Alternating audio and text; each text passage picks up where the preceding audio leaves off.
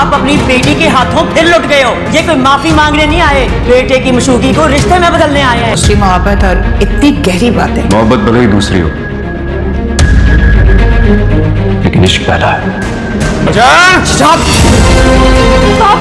मर गया तुम्हारा बाबा। मेरा दिल क़यामत तक बैन करेगा तुम्हारी फरेब पर।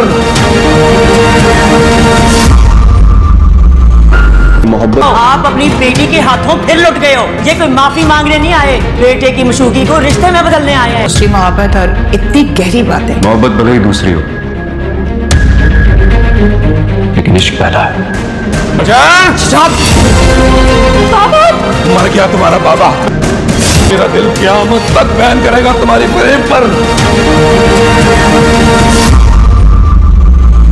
मोहब्बत यह एपिसोड तो धमाल मचाने वाली है, जहां पर फजर के बाबा को जो मालूम हो जाता है कि उनकी बेटी ने उनसे झूठ बोला है, तो वो चिल्लाते हुए फजर के कमरे में जाते हैं और कहते हैं कि फजर तो डरी सहमी बैठी हुई होती है, लेकिन उसके बाबा उसे बाजू से पकड़ लेते हैं। उसकी वालदा कहती हैं क्या हो गया है, छोड़े फजर को, लेकिन वो फजर को नहीं छोड़ते और बाजू से पकड़कर उसे घसीटते हुए बाहर ले जाते हैं। यहाँ तक कि वो उसे बाहर ले जाकर धक्का देते हैं शेर की गाड़ी में और कहते हैं कि मेरी बेटी मेरे लिए मर चुकी है। फजर गाड़ी से चीखती है, चिल्लाती है, कहती है बाबा मुझे माफ कर दें, लेकिन उसके बाबा उसे माफ नहीं करते।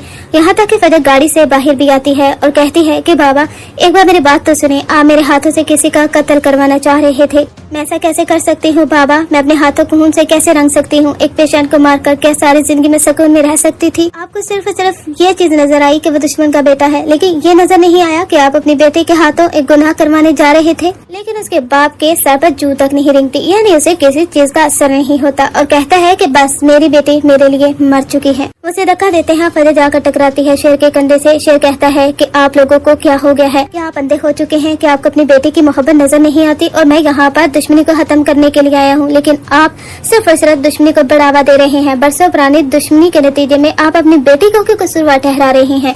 अगर निडर और बहादुर है तो खुद मुकाबला करें, बेटी को इस्तेमाल न करें। ठीक है, आपने फजर को यहाँ से निकाल दिया है, फजर अकेली नहीं है, मैं इसका साथ दूंगा, मैं इसे सारी जिंदगी हिफाजत में रखूंगा। मैं यहाँ पर आया था हमारे रिश्ते की बात करने, लेकिन आप लोगों से बात करना बिल्कुल फजूल है, क्योंकि आपको सिर्फ और सिर्फ जमीनें नजर आ रही हैं और सिर्फ और सिर्फ बदले की आग। जरदाद कहती है कि चलो तुम यहाँ से दफा हो जाओ, क्योंकि तुम लोगों की यहाँ पर कोई जगह नहीं है।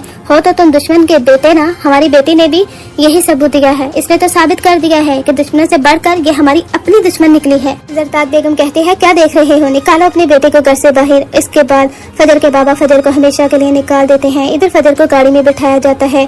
शेर भी काफी ज्यादा परेशान होता है और फौरन से उसे हॉस्पिटल लेकर जाया जाएगा, यहाँ पर उसका ट्रीटमेंट किया जाएगा। फजर को जब होश आता है वो काफी ज्यादा रोती है और कहती है कि बाबा मुझे माफ कर दें, लेकिन उसके बाबा तो वहाँ पर नहीं होते। शेर उसे तसल्ली देता है और फजर उस पर भी गुस्सा करती है कि तुम वहाँ पर क्यों आई, मेरे बाबा मुझसे मोहब्बत करने लगे थे, लेकिन फिर दोबारा से वो नफरत करने पर मजबूर हो गई। अगर तुम वहाँ पर ना आते, रिश्ते की बात ना करते तो आज बाबा ऐसा ना करते।